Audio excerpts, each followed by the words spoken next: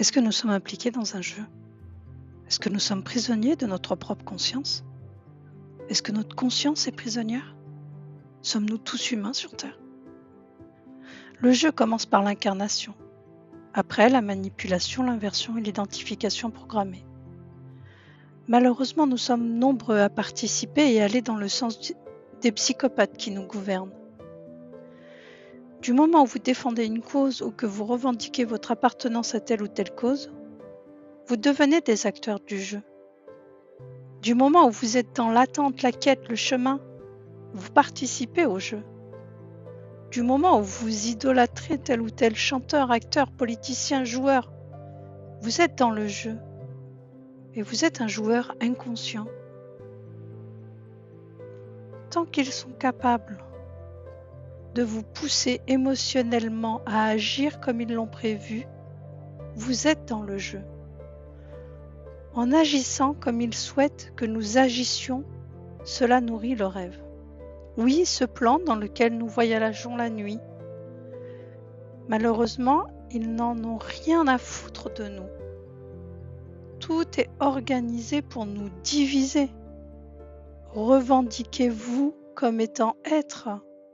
Ne rentrez plus dans leur jeu débile. Notre comportement est prévisible. Ils peuvent nous faire n'importe quoi. Et cela nourrit la bête. Comprendre que tout est illusion implique de comprendre que tout est analysé pour nous inciter à agir ou à ne pas agir lorsqu'ils le souhaitent. Agir avec nos émotions et nos programmes.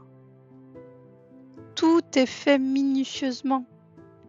Croire qu'il y a un gentil et un méchant, c'est encore de l'illusion. Faites une pause et prenez du recul.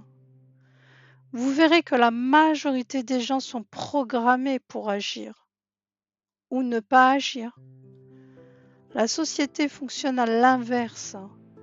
Il nous programme à devenir des robots non genrés, des robots maniables, et à ne plus réagir face à l'absurdité et à leurs mensonges. Le comble, c'est que la vérité est sous nos yeux, et nous ne la voyons pas.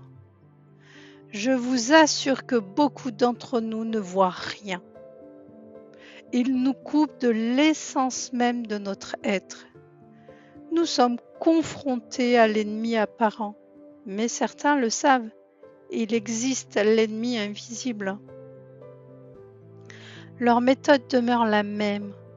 Créer des problèmes fictifs, susciter la peur après le problème et enfin trouver la solution au problème. De l'illusion. En plus, nous sommes confrontés à des rituels sataniques au quotidien qu'on estime n'être que des spectacles, du spectacle.